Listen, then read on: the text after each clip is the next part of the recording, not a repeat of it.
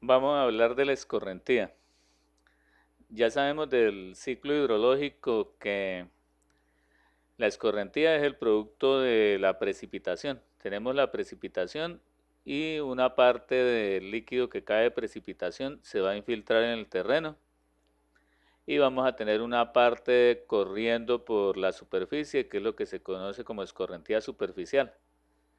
Entonces, de ahí tenemos la escorrentía, que es el líquido que vemos principalmente corriendo por los ríos. Entonces, debemos tener en cuenta que la escorrentía, pues, es de lo más importante en la medición en hidrología porque es la que nos determina cuál es la disponibilidad que tenemos del recurso hídrico para las diferentes actividades humanas. Entonces, eso pues da la necesidad de hacer un estudio amplio de los caudales de escorrentía en las fuentes hídricas. Tenemos que hacer claridad de los diferentes tipos de escorrentía que tenemos. Tenemos la escorrentía superficial, que ya sabemos que es el líquido que tenemos corriendo sobre la superficie terrestre, que proviene de la precipitación y que la precipitación vamos a tener una parte que va a estar el agua infiltrada y vamos a tener un exceso que es lo que queda sobre la superficie terrestre y este exceso de agua es el que nos va a alimentar después los cauces de los ríos. Entonces eso es la escorrentía superficial. Pero además de la escorrentía superficial tenemos otras escorrentías. Tenemos una escorrentía que es subsuperficial o hipodérmica.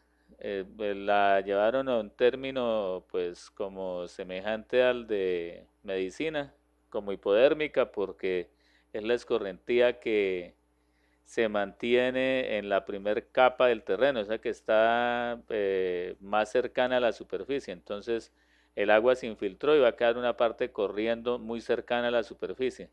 Entonces esa es la escorrentía subsuperficial. Y esa escorrentía, pues rápidamente va de nuevo a aflorar al terreno y va a volverse de nuevo escorrentía superficial.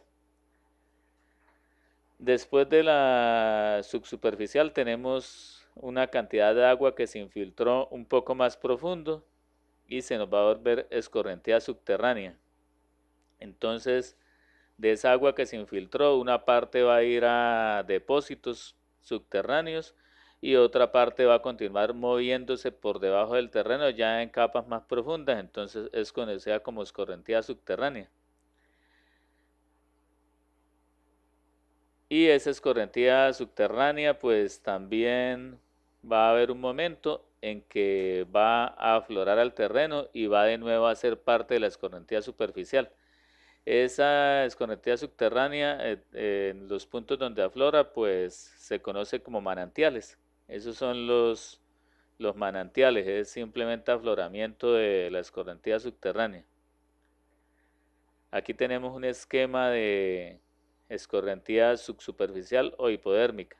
Vemos que el agua se precipitó, se infiltró en las capas más superficiales del terreno y comienza a moverse gracias a la acción de la gravedad. Entonces, como está tan cercana a la superficie del terreno, rápidamente va a salir nuevamente a la superficie y va a alimentar los cauces de los ríos, se vuelve nuevamente escorrentía superficial. Todo lo que tenemos aquí moviéndose por los ríos es escorrentía superficial. Después tenemos la escorrentía subterránea, ya tenemos que el agua bajó a una capa más profunda, esta que tenemos por acá, y una parte se va a quedar aquí en el nivel freático, que es los depósitos subterráneos, y otra parte va a comenzar a correr como escorrentía subterránea para finalmente aflorar y salir nuevamente a los ríos, volverse de nuevo escorrentía superficial.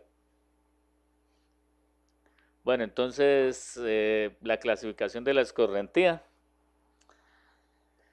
depende de qué tan rápido esta escorrentía contribuye a la formación del cauce de los ríos. Entonces, de esa manera se da la escorrentía, la clasificación de la escorrentía. Tenemos primero algo conocido como escorrentía directa. La escorrentía directa es la que rápidamente me forma parte del caudal, del flujo de agua que tenemos sobre el terreno y que me está alimentando los cauces o ríos. Entonces, cuando cayó una lluvia, rápidamente vamos a tener el agua que nos infiltró corriendo sobre la superficie terrestre, entonces eso es escorrentía directa. Y también parte del flujo subsuperficial pues va a salir rápidamente al terreno, entonces va a estar formando también escorrentía directa. Entonces la escorrentía directa es la que se me presenta inmediatamente cuando tengo una precipitación. Cayó una lluvia y esa lluvia me va a generar un aumento de caudales en caños, en drenajes y en ríos. Entonces eso es la escorrentía directa, ya que directamente me está haciendo parte del flujo de los cauces. Luego tengo una escorrentía base. La escorrentía base pues ya es la que tiene un afloramiento más retardado, o sea que demora más tiempo en salir del suelo, de la escorrentía que tenemos subterránea y subsuperficial, a formar parte del cauce de los ríos. Entonces, esta escorrentía base es la que vemos en los ríos en los momentos en que no está lloviendo. Cuando no está lloviendo, está corriendo agua por los ríos y ese líquido que está corriendo por los ríos es la escorrentía base. Simplemente los ríos se están alimentando de la escorrentía subsuperficial y de la escorrentía subterránea y se me formó la escorrentía base, que es la que tengo corriendo constantemente en los ríos.